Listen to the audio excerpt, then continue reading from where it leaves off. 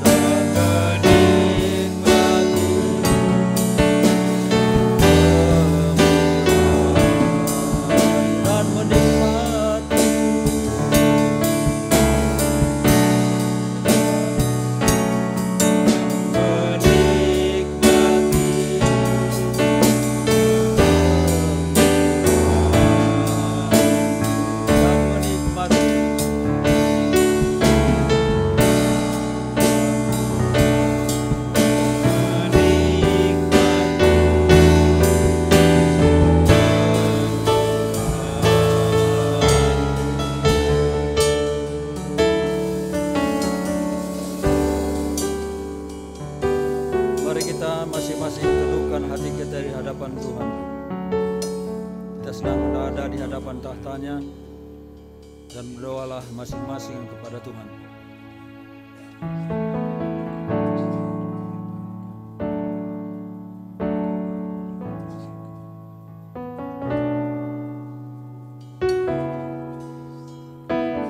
Kita akan naikkan pujian kita.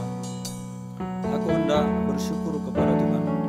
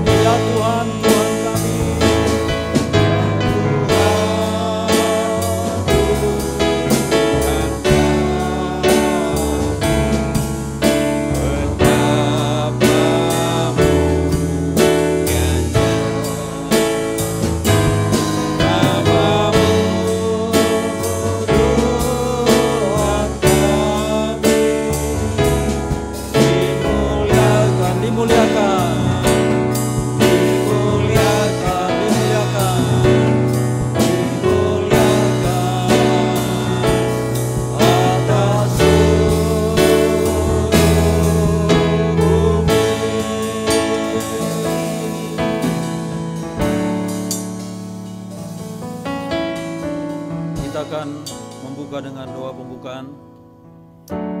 Kami bersyukur kepada Tuhan karena Engkau adil. Kami manusia yang berdosa ditebus oleh Tuhan demi menegakkan keadilan-Mu. Kami seharusnya dihukum, tetapi penghukuman itu diambil alih oleh Tuhan bagi kami.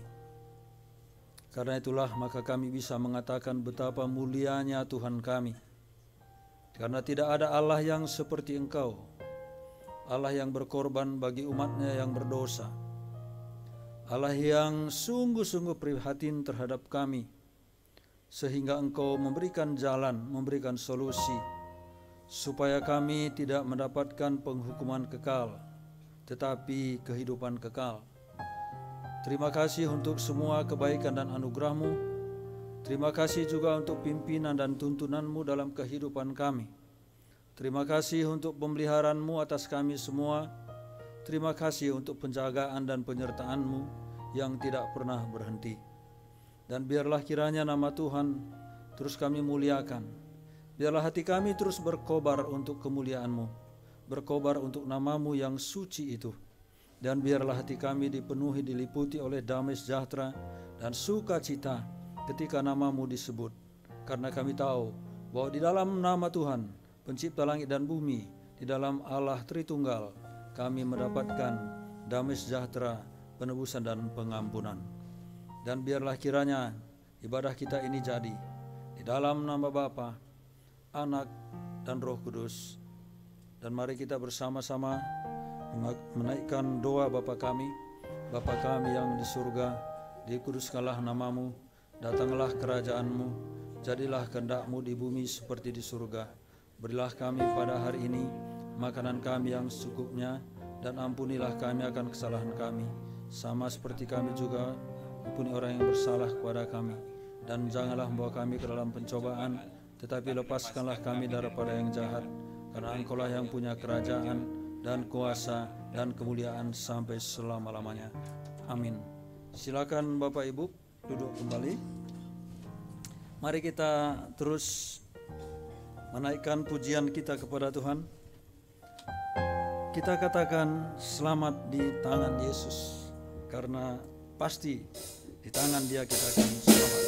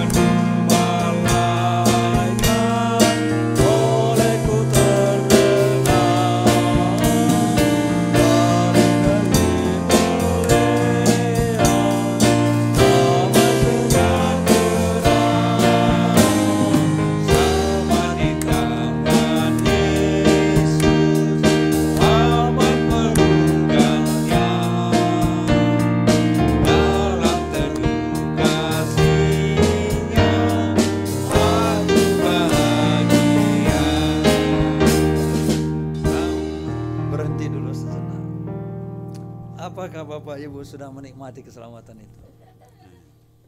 Sudah menikmati keselamatan di dalam Tuhan Yesus? Amin.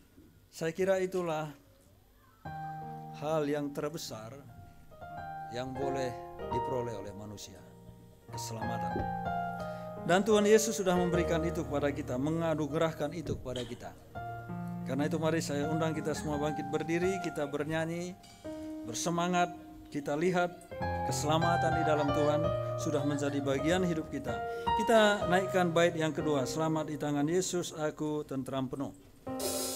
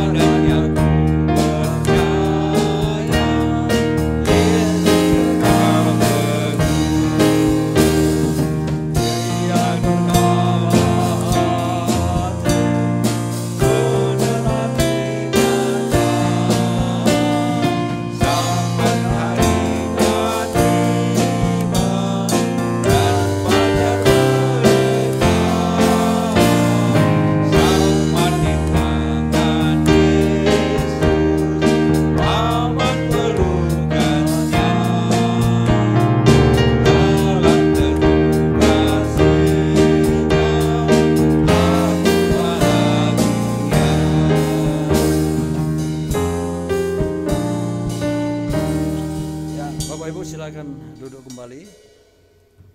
Selamat di tangan Yesus.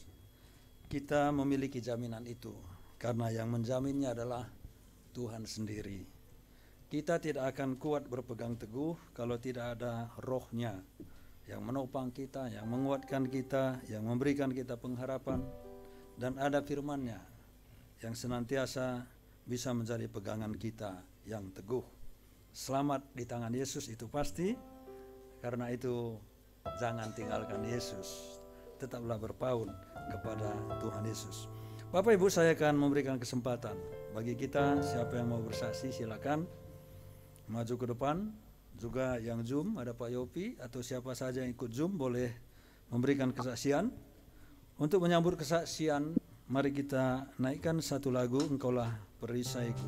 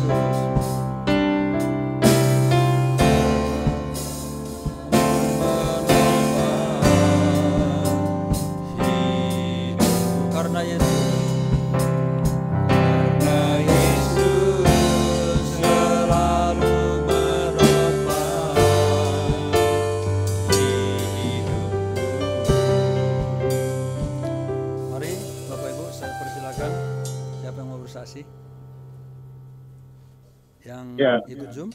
Ya Pak Yopi, silakan Pak. Tanya aja cerita sedikit. Terima kasih. Dek.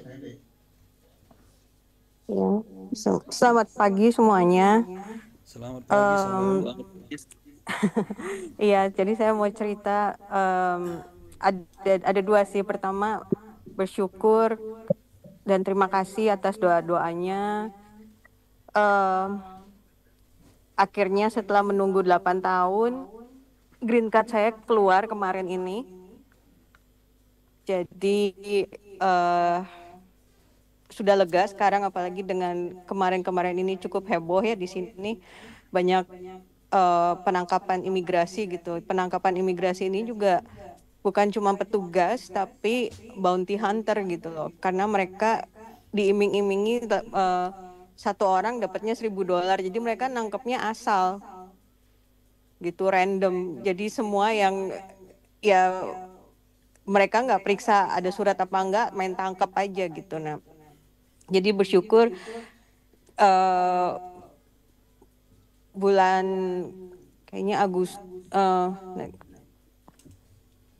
tahun lalu saya dapat keluar izin kerjanya, keluar karena selama ini hanya surat gitu. Yang surat-surat itu kadang-kadang nggak diakui. Nah, karena imigrasi juga sejak COVID itu kerjanya menumpuk ya, 3 tahun kerja ke belakang tuh mereka ketinggalan sekali, jadi tertunda gitu. Selama ini tuh tertunda proses untuk dapat green card-nya. Tapi lalu syukur izin kerja keluar untuk 5 tahun, terus yang sekarang saya dapat green card-nya untuk 10 tahun gitu. Jadi udah cukup tenang gitu ya, sudah lega. Nah, jadi ya terima kasih atas doanya semua untuk saya di sini. Terus juga saya mau bagi satu kesaksian. Dulu waktu kecil tuh saya inget banget, saya tuh suka cerita sama oma gitu ya. Kalau misalnya saya kesal sama temen atau misalnya ada apa gitu, saya selalu cerita gitu sama oma saya. Terus oma tuh cuma ngomong gini, iya, tapi kan Tuhan Yesus mati juga untuk dia gitu. Kadang-kadang ya udahlah gitu. Nah,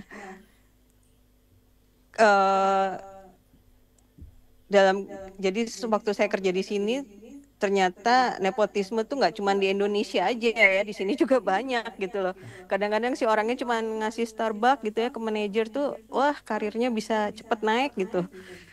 Terus kadang-kadang aku tuh kesel gitu, karena udah tertunda berapa kali hanya gara-gara orang yang apa ya, bukan yang kalau disebutnya mah suka cari muka gitu ya. Nah, pokoknya tuh ada satu orang yang ngeselin banget. Aduh itu bener-bener gitu. Pokoknya udah ngelihatnya aja tuh aku udah sampai ngehindar gitu. Supaya jangan ketemu, supaya jangan kesel seharian gitu kan. Terus pas lagi kerja tiba-tiba karena ketemu orang ini tuh udah langsung kayaknya tuh nasteng gitu ya, udah sampai ke kepala gitu. Tahu-tahu aku tuh terlintas gitu kata si Oma. Ya tapi kan Tuhan Yesus mati juga untuk dia. Terus sampai Oma kenapa sih harus ngomong begitu gitu kan. Akhirnya ya udahlah, memaafkan gitu ya. Jadi ya udahlah, Tuhan Yesus gimana Tuhan Yesus aja deh gitu. Tapi ya itu sih maksudnya, setelah saya jadi oma juga saya belajar gitu. Gimana caranya untuk jadi berkat buat cucu saya. Jadi kalau ngomong tuh nggak ngasal gitu ya. Jadi kayak oma kan udah, itu saya kecil, saya cerita tuh waktu zaman TK sampai sekarang tuh masih teringat gitu yang apa oma bilang gitu loh. Jadi ya saya bersyukur punya oma yang seperti itu, dan saya juga belajar untuk jadi oma yang bijak gitu. Tapi ya sekali lagi terima kasih untuk semuanya. Tuhan Yesus berkati. Ya, terima kasih Bu Alian buat kesaksiannya. Ya, doa kita terus dijawab oleh Tuhan. Tapi perkataan itu Tuhan Yesus juga mati untuk dia, saya kira itu pendek ya, tapi cukup membekas gitu ya. Saya juga suka omong begitu orang. Tuhan Yesus juga udah mati untukmu gitu ya, hanya pendek saja. Semoga suatu saat nanti ya orang yang mendengar itu juga bisa menerima Tuhan Yesus. Terima kasih sekali lagi, Tuhan memberkati, dan semoga lancar juga rencananya ke Indonesia, saya dengar. Baik Bapak Ibu, ada lagi? Ada? Kalau tidak ada, kita akan mendengarkan firman Tuhan. Kita mempersiapkan hati kita. Kita nyanyikan lagu. Ya, saya banyak ambil dari gedung jemaat kali ini, karena lagu-lagu itu sebetulnya isinya itu bagus. Ya, karena itu mari kita nyanyikan lagu Gembala Baik, Bersuling Nan Merdu.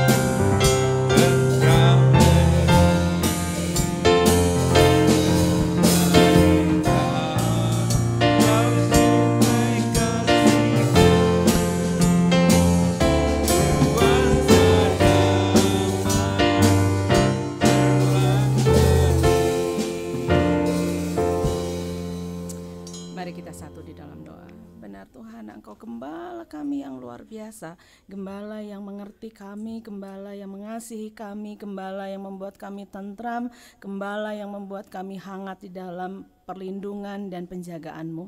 Kami bersyukur Tuhan karena hari ini menjadi hari yang baru yang Tuhan beri bagi kami, untuk kami boleh terus melihat betapa Engkau Allah yang luar biasa, dan biarkan segala pengalaman kami hari ini menjadikan kami tetap memiliki kekuatan iman di dalam Tuhan. Kami tetap berdiri teguh karena Engkau yang berdiri atas kami. Terima kasih Tuhan untuk setiap kesempatan kami boleh menaikkan pujian kami, dan kami sama-sama akan belajar kebenaran firman Tuhan. Kiranya Tuhan Engkau yang mengajar kami sendiri sehingga kami boleh mendapatkan banyak hal dari Tuhan dan kami boleh diberkati. Terima kasih Tuhan, kiranya Engkau yang ambil alih pemberitaan firman hari ini, dan biarkan hamba-Mu tidak mencuri kemuliaan Tuhan, tapi kami semua belajar, kami semua diberkati. Terima kasih Tuhan Yesus, di dalam nama-Mu kami berdoa dan bersyukur, amin.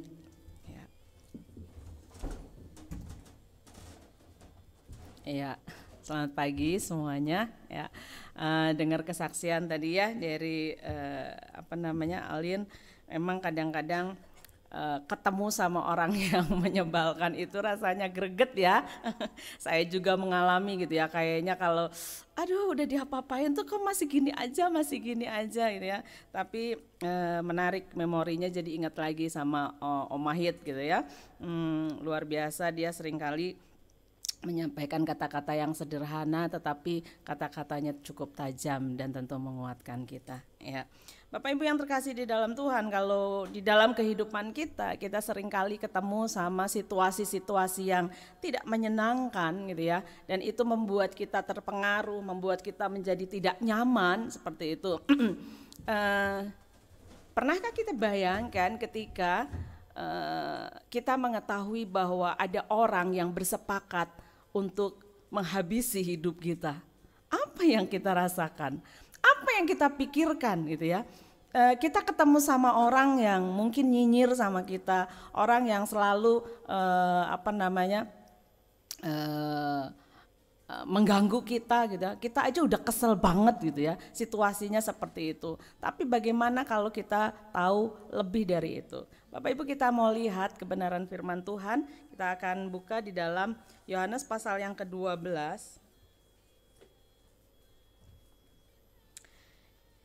Yohanes pasal yang ke-12 ayat 9 sampai ayat yang ke-11.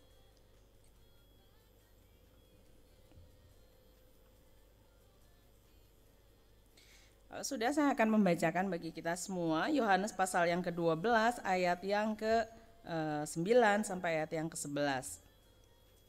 LAI memberikan judul persepakatan untuk membunuh Lazarus ya.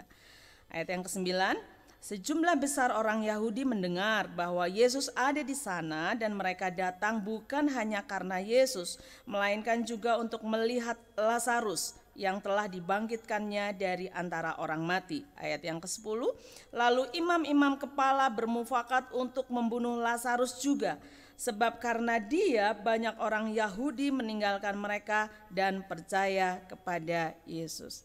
Bapak Ibu yang terkasih di dalam Tuhan, kita sudah sering ya dengar kisah tentang Lazarus. Bahkan ada ilustrasi yang menggunakan Lazarus dan Sakeus gitu ya. Ada sesuatu yang kisah yang berbeda. Tapi Bapak Ibu yang terkasih di dalam Tuhan, kita mau melihat bagaimana Lazarus. Kita sama-sama tahu kisah ini. Bahkan mungkin waktu sekolah minggu kita sering dengar kisah tentang Lazarus ini. Lazarus adalah saudara dari Maria dan Marta. 3 bersaudara, ya, dia laki-laki sendiri. Ya, 2 saudaranya Maria dan Marta. Di dalam ayat pasal yang ke-11 ayat yang pasal ke-11 ayat 1 sampai ayat yang ke-57, di situ dijelaskan sampai ayat yang ke-44, di situ diceritakan bagaimana kisah Lazarus mati. Dan tentunya kedua saudaranya merasa sedih kehilangan orang yang dia kasihi, ya, saudaranya meninggal. Sehingga di ayat yang ketiga pasal 11 di situ dikatakan dan Lazarus yang sakit itu adalah saudaranya. Kedua perempuan itu mengirim kabar kepada Yesus, Tuhan, dia yang engkau kasihi sakit. Keluarga Lazarus ini, Maria dan Marta punya tempat tersendiri di dalam hati Yesus. Setiap kali Yesus datang ke kota mereka, biasanya Tuhan Yesus mampir. Tuhan Yesus berkunjung. Sehingga dikatakan di ayat yang ketiga ini, dia yang engkau kasihi, memberikan informasi, ya, mati, menimbulkan kesedihan, ya. Ini Lazarus ini berbeda dengan Lazarus pengemis yang yang menceritakan tentang pengemis miskin dan orang kaya, gitu ya, di Injil ini berbeda. Dan menariknya adalah ketika Yesus mendengar kabar itu, bukan berarti bahwa Yesus tidak tahu. Bukan berarti Tuhan Yesus tidak sedih. Saya percaya Tuhan Yesus punya hati yang luas untuk orang-orang yang dia layani, apalagi orang-orang yang ada di dalam hatinya dia. Sehingga ketika kabar itu ada, biasanya kalau kita dengar kabar, kayak kemarin saya saksikan, ya, saya dengar kabar adik saya sakit aja, belum mati loh, ya, belum meninggal gitu ya. Rasanya pengen cepet-cepet ketemu gitu ya. Ya udahlah, mabok-mabok naik bus nggak apa-apa gitu ya. Rasanya pengen ketemu. Nah ini dikatakan ketika sudah ada kabar bahwa sudah tidak ada lagi nyawanya, Yesus tidak langsung pergi. Di situ dikatakan dia, saudara, kita lihat di dalam pasal yang ke-11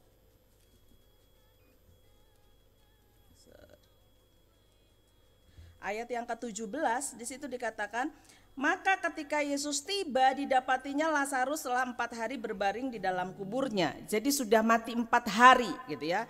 Dan ketika ayat yang keempat, ketika Yesus mendengar kabar itu, ia berkata, penyakit itu tidak akan membawa kematian, tetapi akan menyatakan kemuliaan Allah. Sebab oleh penyakit itulah anak Allah akan dimuliakan. Ya. Yesus memang mengasihi Marta dan kakaknya dan Lazarus. Namun setelah didengarnya bahwa Lazarus sakit, ia sengaja tinggal 2 hari lagi di tempat di mana ia berada. Ya, waktu dengar sakit. Seakan-akan Tuhan Yesus tuh gak peduli. Seakan-akan Tuhan Yesus itu kayaknya meremehkan. Seakan-akan kayaknya Tuhan Yesus itu mengabaikan. Bapak Ibu yang terkasih di dalam Tuhan, ya. Bahkan Yesus berkata penyakit itu justru akan memuliakan Allah. Berapa sering kita mengalami sakit penyakit? Berapa sering kita mengalami hal kelemahan tubuh? Ada yang karena kelalaian kita, ada yang karena sakit itu karena kecerobohan kita. Tetapi kadangkala Allah menggunakan kelemahan tubuh menjadi bagian di mana kuasa Tuhan dinyatakan. Di mana Tuhan mengajar kepada kita bahwa kita lemah, bahwa kita membutuhkan Dia di dalam hidup kita, bahwa kita nggak bisa mengandalkan kekuatan kita. Ya, kadang-kadang saya itu suka bercanda gitu ya, kalau misalnya ada makanan yang kan kalau di sudah usia 50 tahun ke atas itu ada makanan-makanan yang memang kita harus hindari gitu ya, nggak boleh banyak gula dan segala macamnya gitu ya. Kadang-kadang Welly selalu bilang ya nggak boleh begini. Sekali waktu dia makan gitu ya, terus saya bilang katanya nggak boleh gitu ya. Terus dia bilang Dek, kalau aku itu olahragawan, jadi artinya kalau gula itu dengan dia bergerak dan semuanya itu bisa terproses gitu ya. Lah kamu itu kan nggak banyak olahraga gitu ya. Tapi sekalipun dia berkata bahwa dia seorang olahragawan, sehebat apapun orang punya kemampuan ya, tapi tetap bahwa yang namanya manusia itu punya keterbatasan. Artinya apa? Bahwa kadangkala kelemahan itu menjadi bagian Tuhan menyatakan kemuliaan. Saya ingat satu kisah di dalam Alkitab. Ketika ada seorang buta dan ada yang muridnya bertanya kepada Yesus, ini siapa yang salah? Orang yang bertanya, siapa ini yang salah? Dia yang berdosa, orang tuanya yang berdosa, atau seperti apa? Karena dia dilahirkan dalam kondisi yang buta. Tapi Tuhan berkata apa? Bukan dia dan bukan orang tuanya yang berdosa, tetapi melalui dialah kuasa Tuhan akan dinyatakan. Mungkin kita secara logika nggak fair banget ya untuk menyatakan kemuliaan Allah, kok kayaknya dia harus buta. Tapi ada banyak hal di mana kita tidak bisa menjangkau apa yang Tuhan pikirkan dan rencanakan di dalam hidup kita. Ya. Ketika Yesus bertahan 2 hari dan ketika datang dikatakan sudah 4 hari. Ya, 4 hari dia mati. Tuhan Yesus baru datang dan kisahnya setelah Tuhan Yesus datang ada kebangkitan bagi Lazarus. Lazarus dibangkitkan dari kematiannya, tapi tunggu 4 hari. Tidak ketika 1 hari mati, Yesus datang, Yesus langsung membangkitkan. Tidak juga datang ketika saat itu mati. Tuhan Yesus datang, mungkin membutuhkan perjalanan, ya, proses perjalanan. Tapi seakan-akan Tuhan itu membiarkan dulu dia di dalam kematiannya. Mungkin saudara-saudaranya menganggap Tuhan Yesus telat. Telat Tuhan, kalau begini telat. Tapi Bapak Ibu yang terkasih di dalam Tuhan, bagaimana kita melihat ending dari kisah Lazarus ini luar biasa. Dan ayat yang kita baca ada persepakatan untuk membunuh Lazarus dengan apa yang dia alami. Ketika Lazarus dibangkitkan dari kematian, itu adalah berita viral. Kalau sekarang banyak ya berita viral, banyak banget gitu ya. Tapi saat itu nggak ada sosial media, nggak ada TikTok, nggak ada apapun.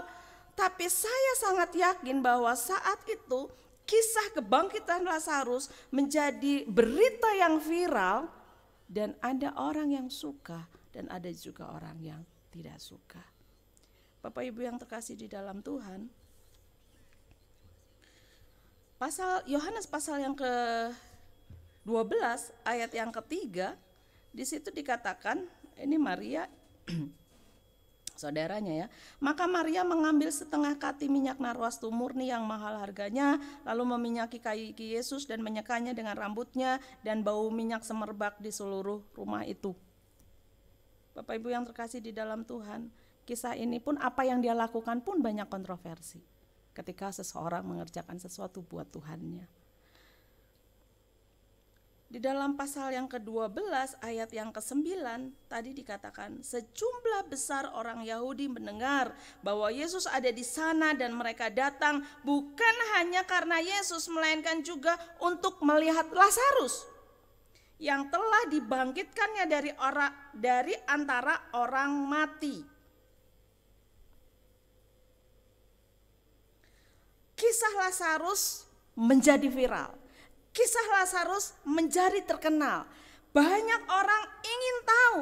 Banyak orang ketika datang mengunjungi Yesus bukan hanya semata-mata ingin melihat Yesusnya. Tujuannya bukan kepada Yesusnya, tetapi tujuannya adalah kepada orang percayanya. Tujuannya kepada Lazarus, ya. Bahkan di situ dikatakan orang Yahudi yang dengar ada di sana, mereka pun pengen tahu lebih jelas seperti apa kejadiannya. Namun kita sama-sama tahu bahwa orang Yahudi, ya, para imam saat itu, ya, banyak hal yang dipikirkan, apa yang mereka lakukan hanyalah mencari-cari cara, adalah mencari-cari alasan, adalah mencari-cari kesalahan dari Yesus. Karena udah awalnya gak suka. Awalnya tidak suka. Biasanya orang yang gak suka sama kita, yang dikerjakan adalah mencari-cari kesalahan kita. Kadang-kala kita juga gitu kan. Waktu kita gak suka sama orang, tanpa kita sadari, kita pikir, ini kelemahan orang ini apa sih? Ini jeleknya orang ini apa sih? Ya. Kenapa? Karena natur manusia seringkali ketika kita disakiti, ketika kita melihat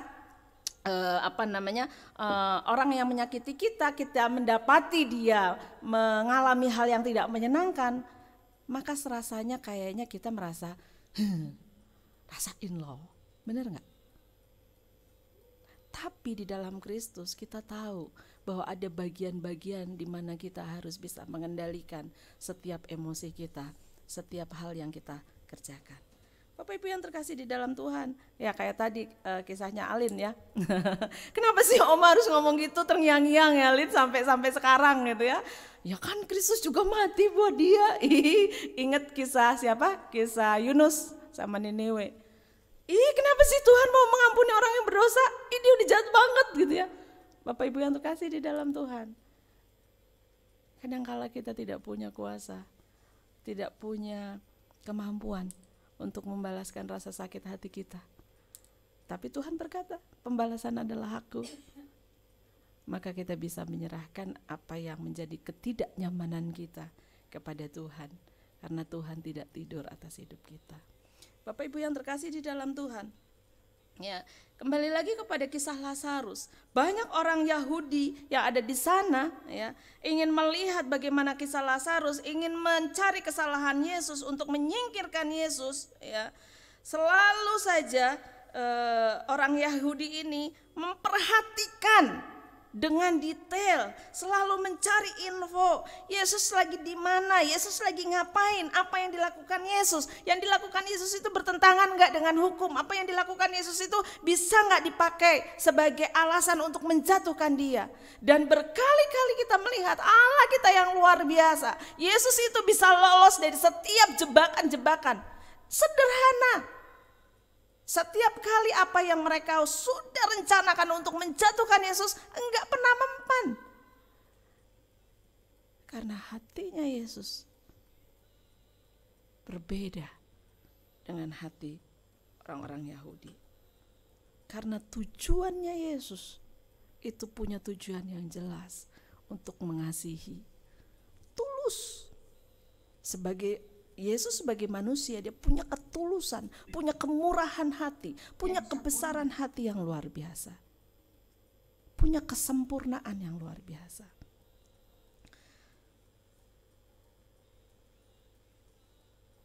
Bapak Ibu yang terkasih di dalam Tuhan, di dalam ayat yang ke-10 di situ dikatakan, lalu imam-imam kepala bermufakat untuk membunuh Lazarus juga. Dia gak sukanya sama Tuhan Yesus. Yang mau jadi sasaran bukan hanya Tuhan Yesus, orang-orang yang ada di sekitar Tuhan Yesus pun jadi sasaran. Lazarus salah apa sama mereka coba?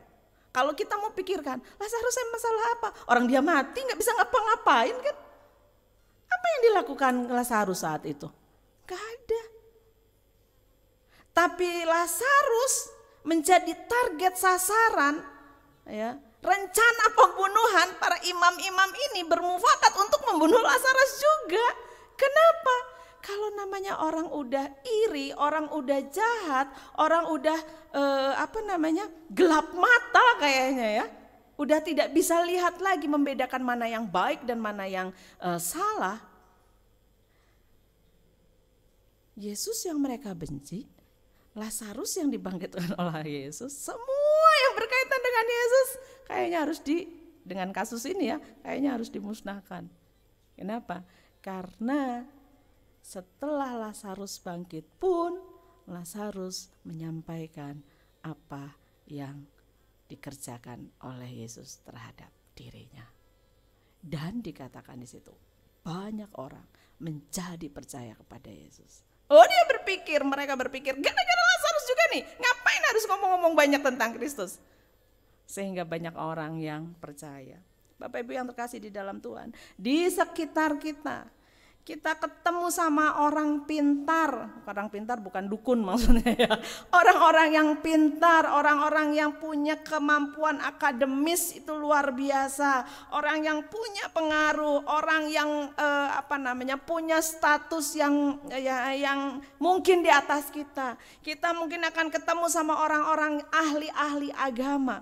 Bapak Ibu yang terkasih, tapi ketika kita ada di dalam situasi seperti ini, di sekitar kita banyak orang-orang dengan status yang seperti ini.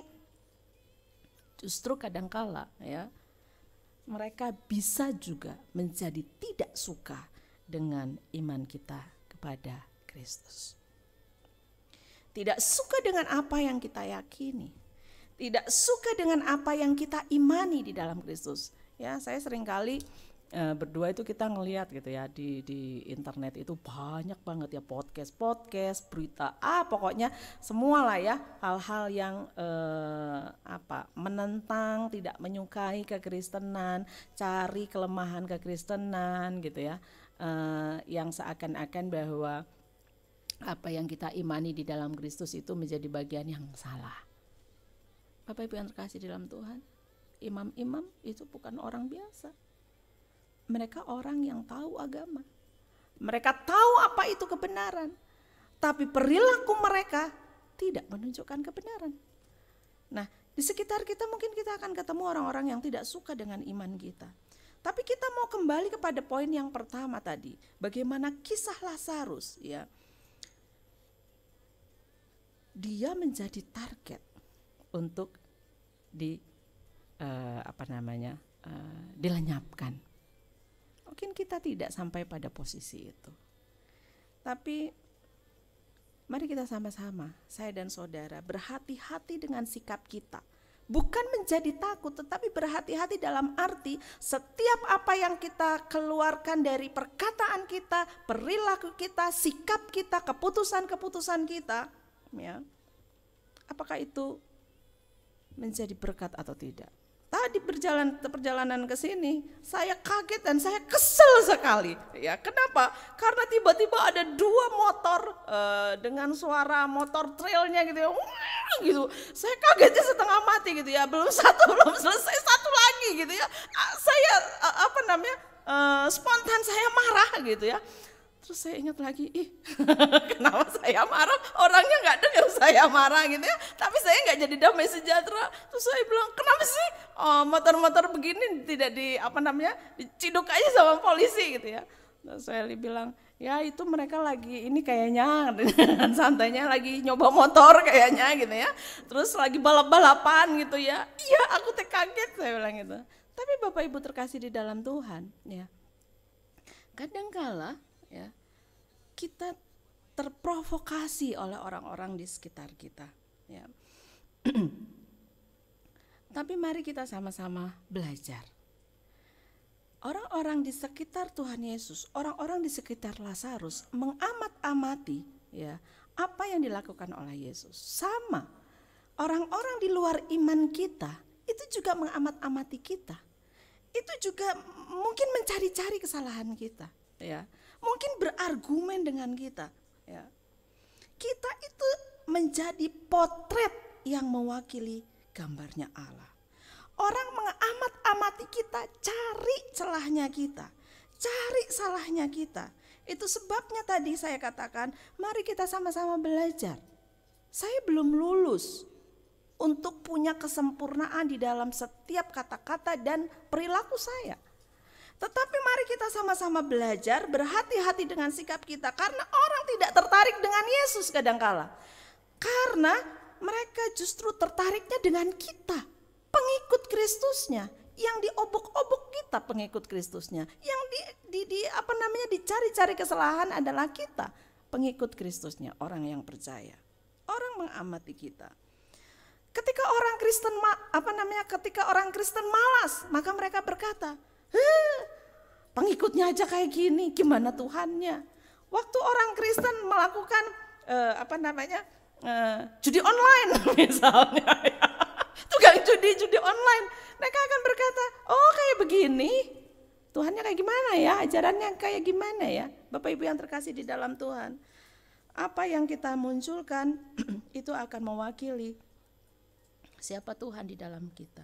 Di dalam ayat yang ke-11 di situ dikatakan, sebab karena dia banyak orang Yahudi meninggalkan mereka dan percaya kepada Yesus karena Lazarus. Di situ dikatakan, karena Lazarus banyak orang Yahudi meninggalkan mereka.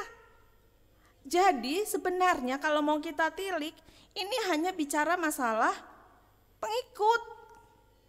Mereka merasa kehilangan pengikut, para imam ini merasa kehilangan pengikut, dan pengikutnya ini justru banyak beralih kepada Yesus. Yesus itu tidak membuat agama ya, tapi Yesus itu mengajarkan kebenaran firman Tuhan. Ya. Penyebab kesepakatannya adalah karena dia, gara-gara Lazarus banyak orang beralih kepada Yesus, dan Yesus adalah orang yang dibenci. Ini muter. Ini. Mungkin kalau orang-orang ini tidak ke Yesus, tidak beralihnya ke Yesus, ke orang lain misalnya, mungkin beda cerita. Tapi karena Yesus yang dibenci, ya, maka ini menjadi bagian yang terus membuat orang Yahudi dan para imam ini selalu mencari bagian untuk menjatuhkan Tuhan Yesus. Karena iri hati. Yuk kita sama-sama belajar. Iri hati itu menjadi satu sikap yang bisa menghancurkan semuanya. Kain membunuh Habel karena iri hati. Berapa banyak kita iri hati sama orang lain? Nggak mungkin kita nggak pernah iri hati. Sepanjang hidup kita paling tidak ada satu kali kita iri hati kepada orang lain. Ya. Awal pembunuhan manusia ya karena iri hati. Penyebab banyak kejahatan ya karena iri hati. Ya.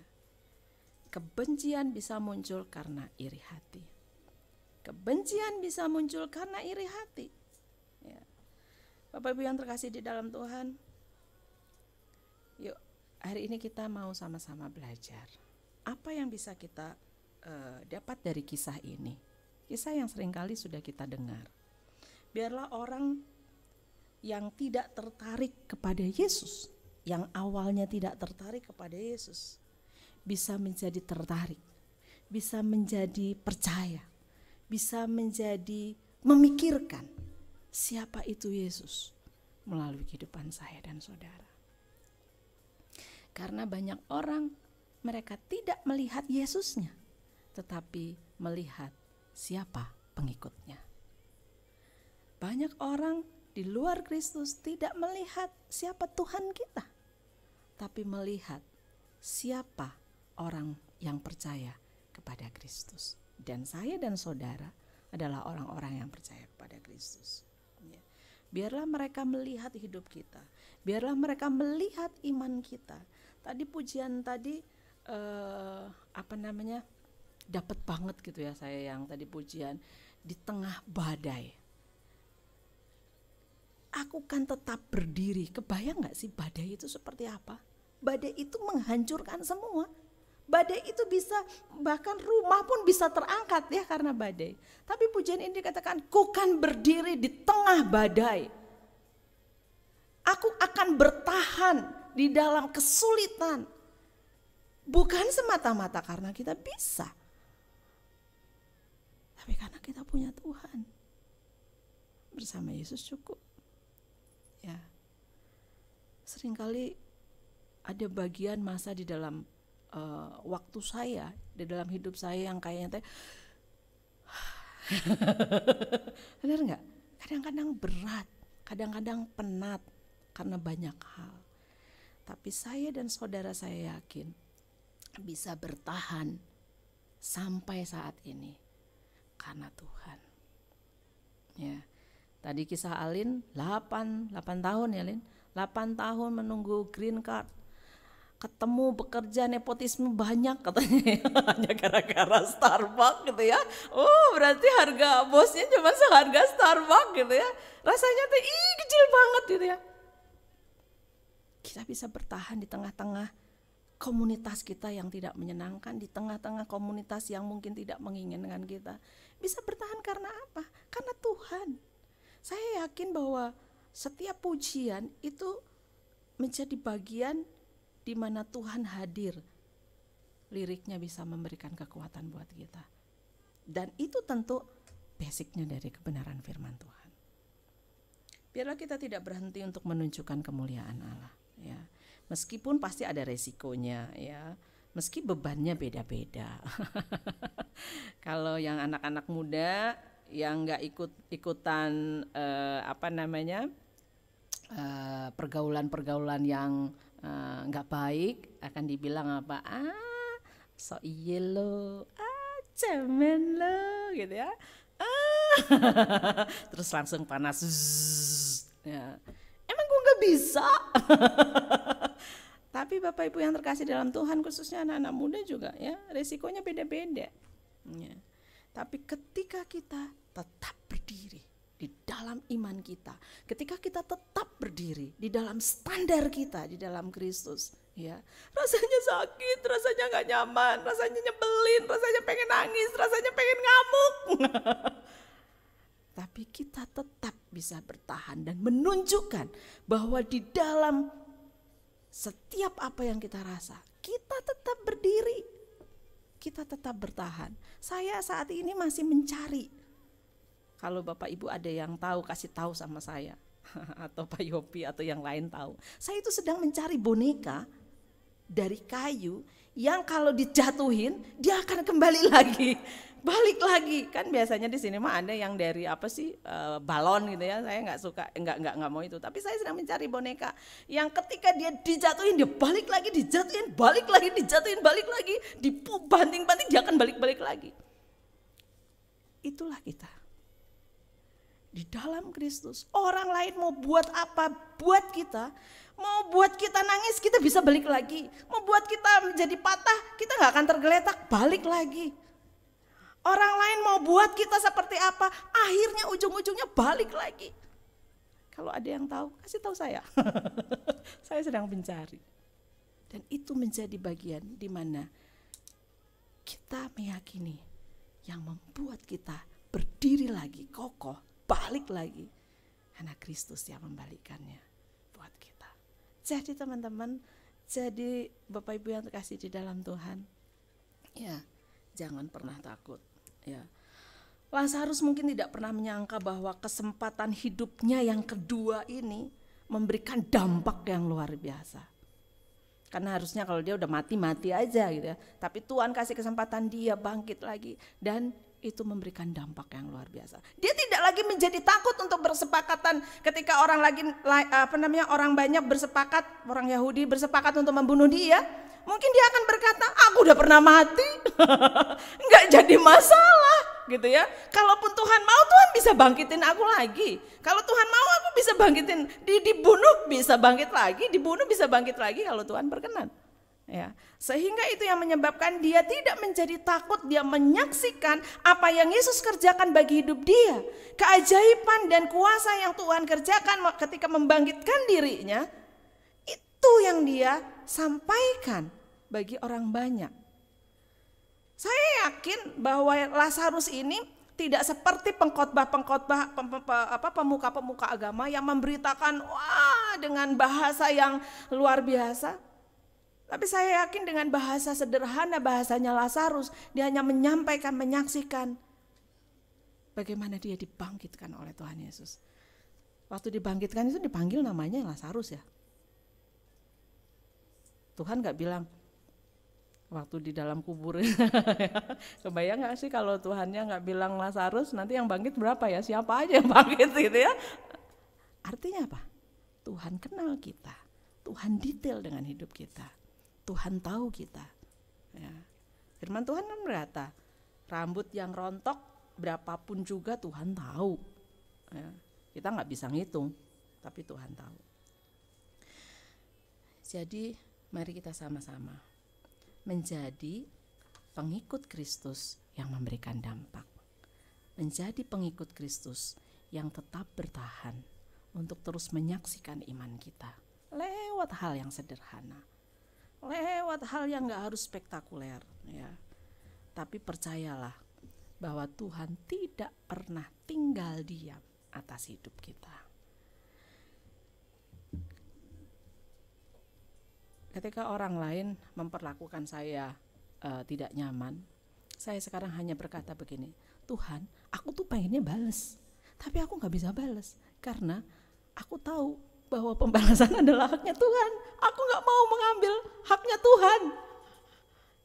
Kemarin saya baru cerita, saya hanya bilang gini, ketika ada orang lain yang membuat saya tidak damai sejahtera, saya hanya bilang, Tuhan, biarkan dia membutuhkan saya, biarkan dia membutuhkan saya. Itu kan masih ada egonya sebenarnya ya.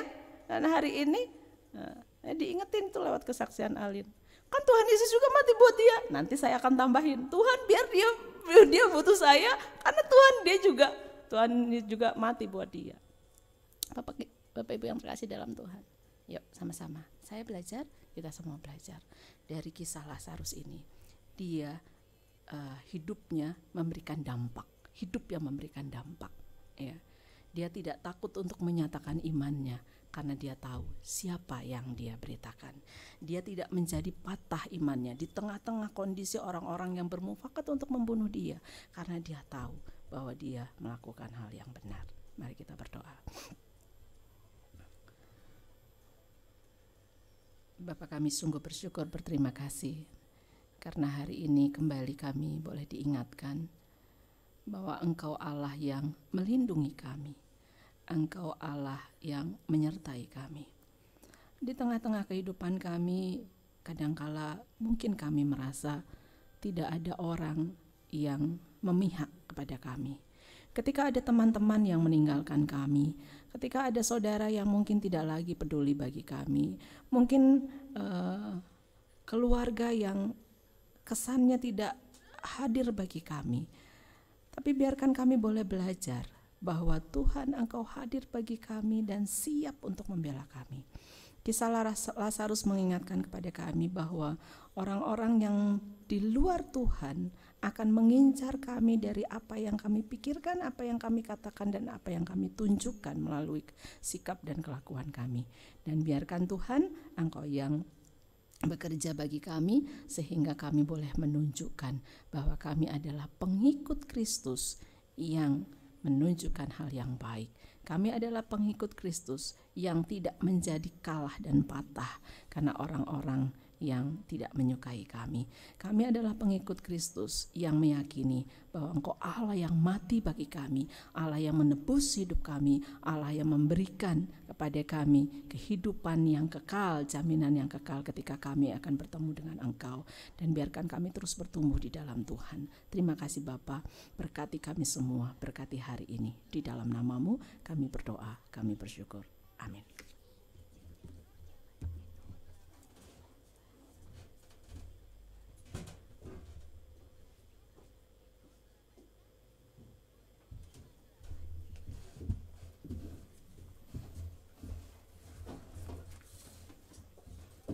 Ya, saudara yang dikasihi Tuhan, kita sudah mendengar firman Tuhan. Hidup harus berdampak, walaupun barangkali orang tidak suka dengan kita. Ini memang saya kira itu agak sulit ya. Kita mau berdampak, tapi kalau orang sudah nggak suka, senyum manis kita pun dianggap senyum sinis, kan begitu? Kita ngasih air putih dianggap racun. Jadi susah juga.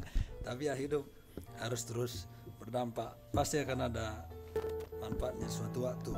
Saya banyak melihat kesaksian-kesaksian yang seperti itu ya, walaupun tidak disukai, tapi karena mereka tetap konsisten dengan imannya, maka orang lain akhirnya terpengaruh. Baik Bapak Ibu, kita akan memberikan persembahan. Minta tolong Pak Saud berdoa buat kita. Mari kita berdoa. Bapa di surga, terima kasih firman Tuhan boleh menguatkan kami kembali. Biarlah Tuhan juga firman-Mu yang kami dengar tertanam dalam hati kami dan kami boleh lakukan di dalam kehidupan kami Tuhan. Bila sebentar kami akan memberikan persembahan kami Tuhan, berkatilah persembahan ini. Kami juga berdoa untuk saudara kami yang memberi, biarlah Tuhan juga memberkati mereka supaya berkat-berkat Tuhan mengalir dalam kehidupan mereka Tuhan. Terima kasih kami serahkan ini ke dalam tangan pengasihan-Mu. Hanya di dalam nama Tuhan Yesus Kristus kami berdoa. Amin. Silakan yang bertugas. Mari kita naikkan lagu ingat akan nama Yesus.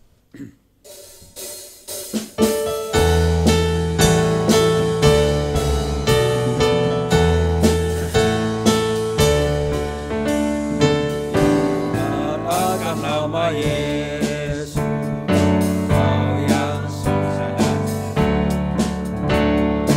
nama itu menghiburmu, memisahkan kau pergi.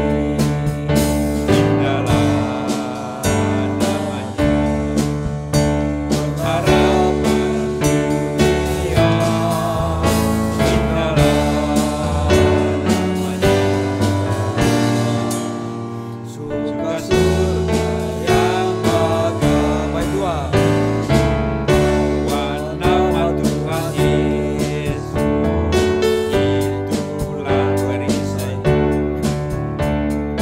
Bila datang pencobaan, itu yang menolongmu.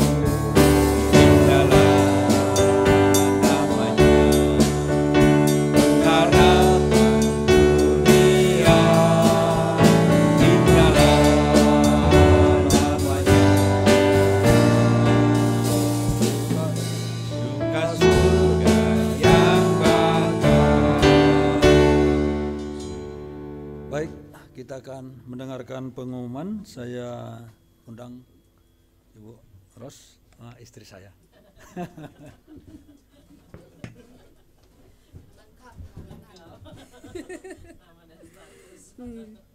Ya, selamat pagi Bapak Ibu semuanya. Bersyukur kepada Tuhan ya, kita masih diberikan kesempatan untuk beribadah dengan fasilitas yang sangat mendukung lancarnya ibadah kita, dan dari orang yang tetap memiliki kebaikan hati untuk tempatnya dipakai oleh kita beribadah. Mari Bapak Ibu, hari ini kita akan memperhatikan, menyimak beberapa pengumuman dari Warta Jemaat Gereja Menara Pengharapan. Kita melihat persembahan yang sudah diterima dari minggu kemarin ya, 3 Agustus, yaitu jumlah totalnya 1.630. Terima kasih buat jemaat yang sudah memberikan persembahan maupun perpuluhan. Kami juga menerima setiap persembahan dari Bapak Ibu melalui transfer Bank OCBC NISP. Selanjutnya, yang berulang tahun khusus di bulan Agustus. Kita bisa melihat semua. Kemarin ada Bapak Weli ulang tahun? Oh enggak ada ya. Oh Ibu Fania ya, Ibu Fania, dan ya ini saya jadi kurang ini ya. Terlalu banyak grup WA. Nah, di tanggal 4 yaitu yang berulang tahun Pendeta Alex Tameno ya. Lalu tanggal 5 Agustus Saudara Leonardo yaitu Leo ya. Dan yang tanggal 7 Agustus adalah Ibu Fania. Selamat ulang tahun semuanya, Ibu Fania, Leo, dan Bapak Alex. Kiranya Tuhan selalu memberkati. Dan juga di tanggal 10 ada Ibu Eva. Ibu Eva, selamat datang kembali ya. Puji Tuhan sehat-sehat. Lalu tanggal 18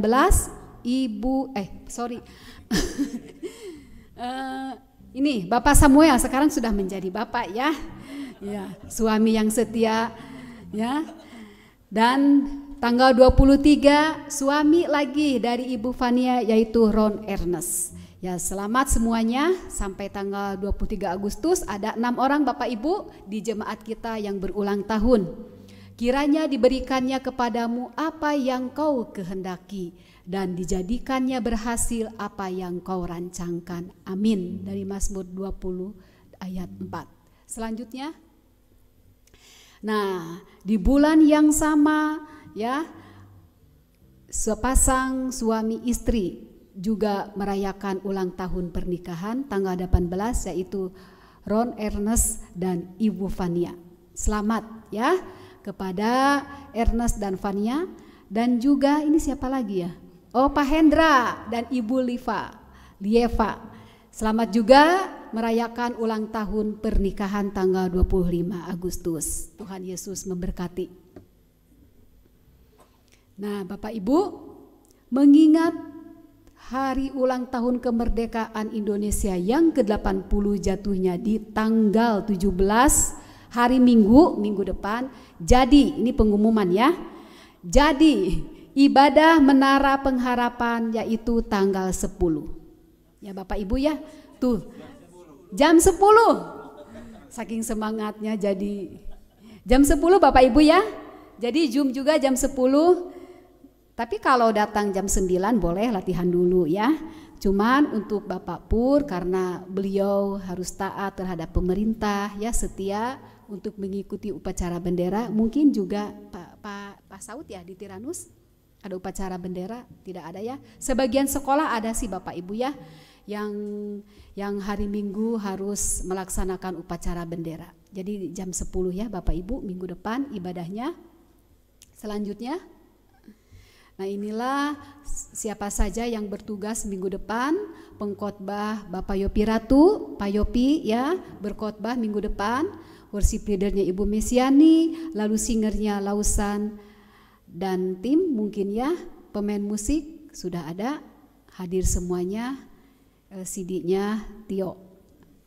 Selanjutnya, nah kita juga akan selalu ya menerima jadwal pemberitaan firman Tuhan melalui Radio Sepi yang selalu dikumandangkan oleh Bapak Yopi Ratu, Gembala Sidang kita di hari Senin pukul 7 pagi. Bapak Ibu yang ada waktu dan kesempatan silahkan. Kalau saya jam segitu sudah mengajar Bapak Ibu ya. Jadi tidak ada waktu, tapi selalu suka gitu ya lihat di grup, apa sih penasaran juga ya isinya apa ya, jam berapa aja lah bebas karena sudah disiarkan ya di grup Bapak Ibu. Selanjutnya, nah inilah pokok doa kita, bangsa negara Indonesia, politik, Kota Bandung Raya, cuaca ekstrim. Ya, ada lagi tambahan untuk doa pokok hari ini? Kalau tidak ada, mari kita berdoa bersama-sama menaikkan doa syafaat kepada Tuhan kita Yesus Kristus. Bapa kami yang baik, yang kami kenal dalam nama Yesus Kristus dan Roh Kudus, sungguh kami mengucap syukur pada hari ini, di mana melalui kasih dan anugerah-Mu kami boleh beribadah di tempat ini. Terima kasih buat orang yang peduli terhadap kami, yang sudah menyediakan tempat bagi kami, dan setiap para pengelola tempat ini boleh menjadi bagian dari bukti nyata kasih-Mu terhadap kami, sehingga kami boleh beribadah sampai pada hari ini. Dan biarlah Tuhan memberkati mereka, biarlah Tuhan yang terus memberikan kasih dan rahmat-Mu kepada mereka, supaya bagi mereka yang belum mengenal Yesus Kristus boleh melihat kami sebagai anak-anak-Mu, menjadi terang dan garam bagi mereka. Sebagaimana firman Tuhan yang disampaikan, biarlah melalui kasih, kuasa dan kemurahan-Mu yang Kau nyatakan kepada Lazarus, semakin banyak orang yang mengenal Yesus Kristus yang di atasnya namanya boleh menjadi raja di atas segala raja. Terima kasih Bapa, untuk hari ini kami juga bersyukur buat para pelayan Tuhan yang sudah melayani Engkau, baik pemberita firman, pemain musik, dan pemandu ibadah ini. Kiranya Tuhan memberkati mereka, juga Pak Pur sebagai multimedia yang bisa menjadi perpanjangan tangan Tuhan untuk men-sharekan ibadah kami setiap minggu, supaya semakin banyak orang yang mendengarkan firman Tuhan dan menjadi berkat bagi mereka yang mendengarkan firman-Mu dan mengikuti ibadah melalui Zoom. Tuhan, kami berdoa secara khusus pada hari ini untuk bangsa dan negara kami. Kami percaya Engkau mengasihi, mencintai bangsa negara kami Indonesia. Oleh karena itu kami mohon campur tangan Tuhan kepada setiap pemerintahan, para menteri, para pejabat, dari yang tertinggi sampai yang terbawah.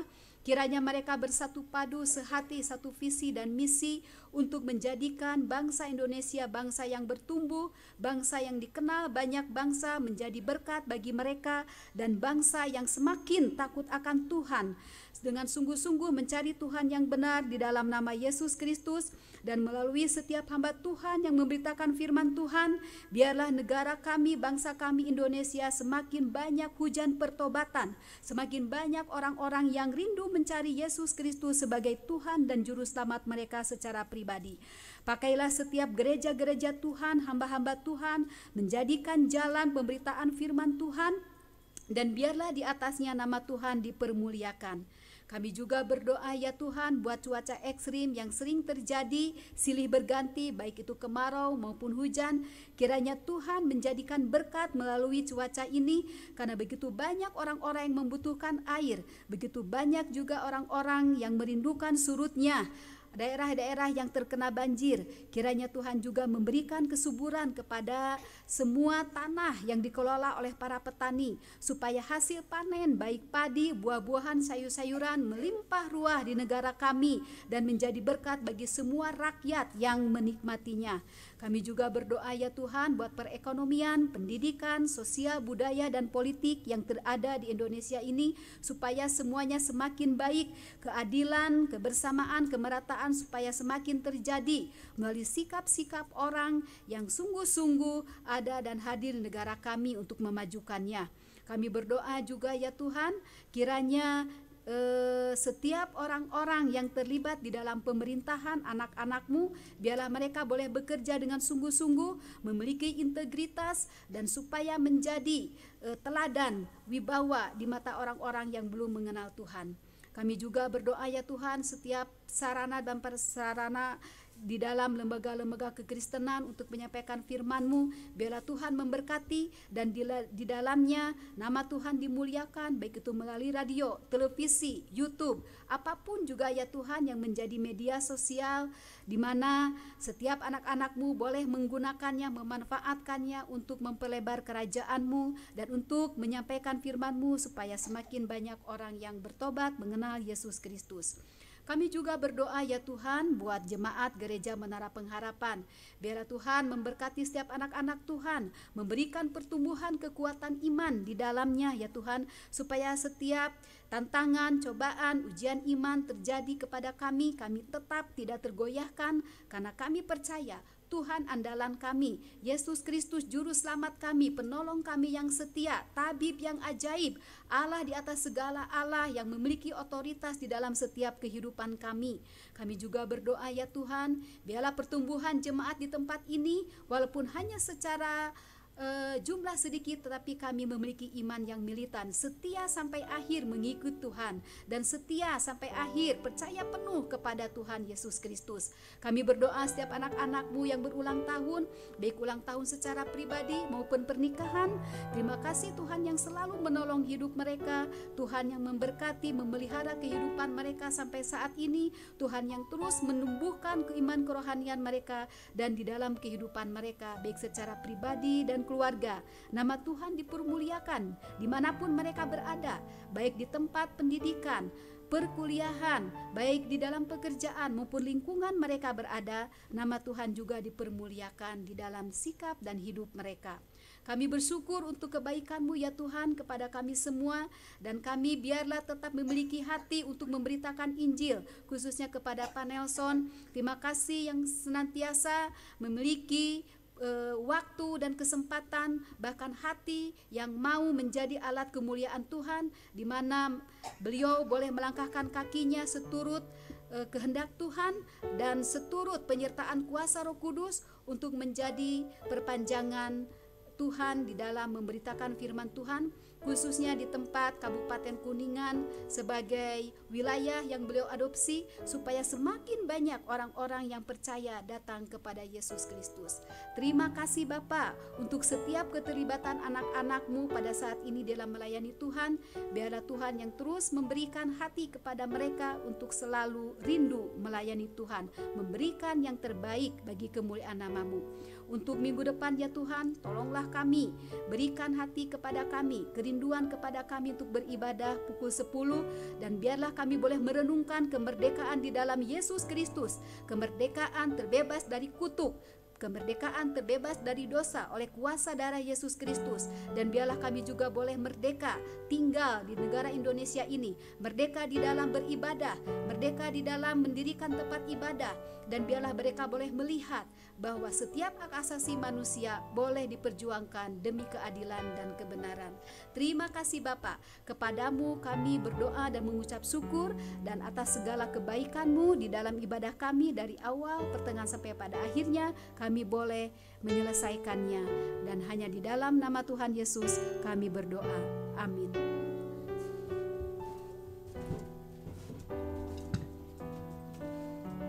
Ya, Bapak Ibu yang dikasihi oleh Tuhan, kita akan menutup ibadah ini. Saya undang Ibu Ade ke depan.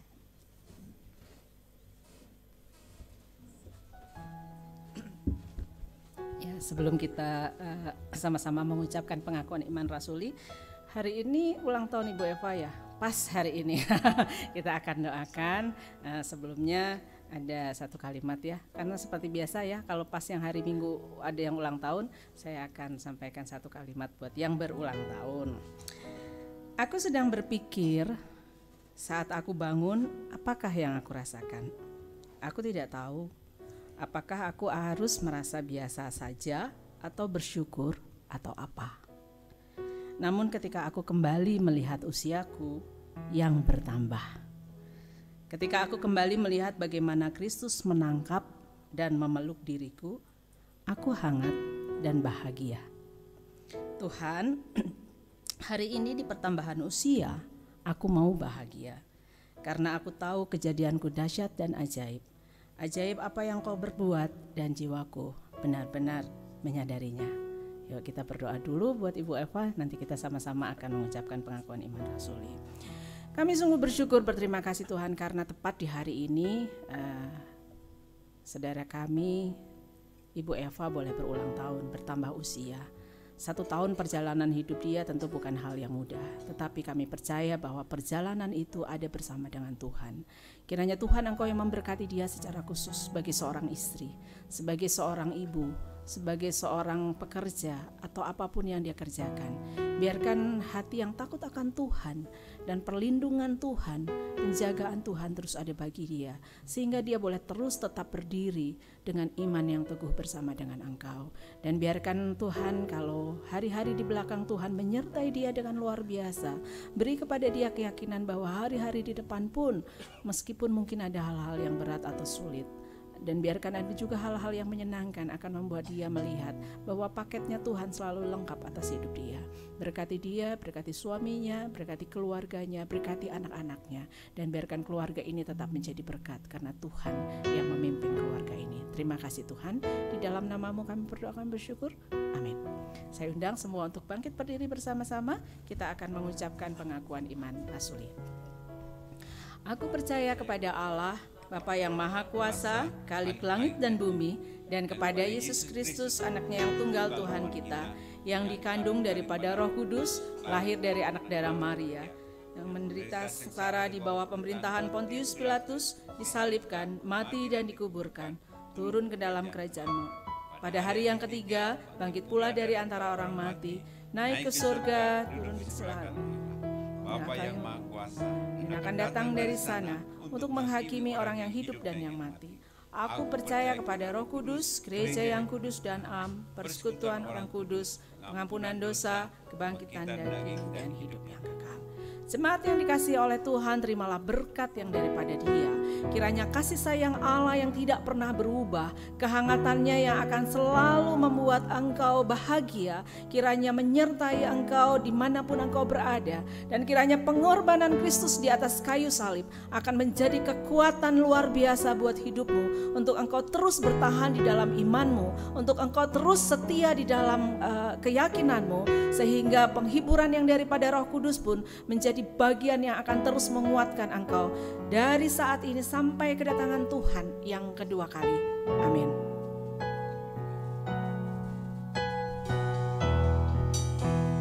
Kemuliaan bagi Tuhan.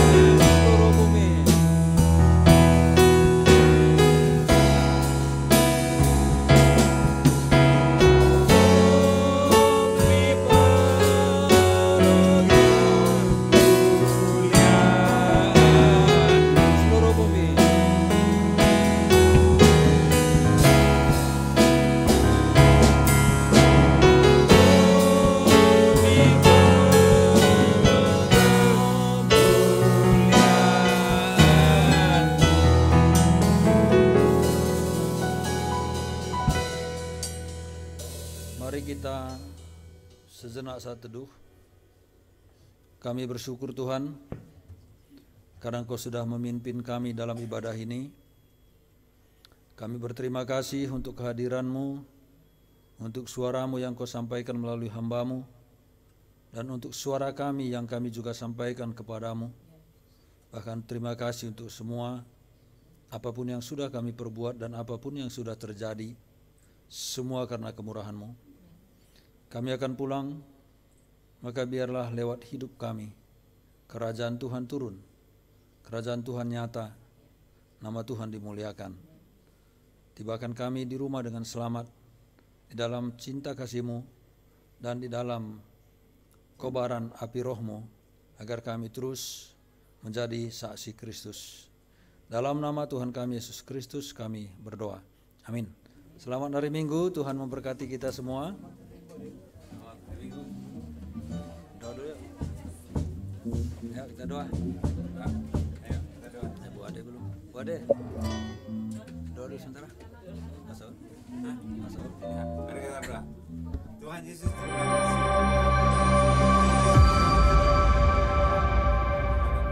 menaikkan pujian dan juga mendengarkan firman Tuhan.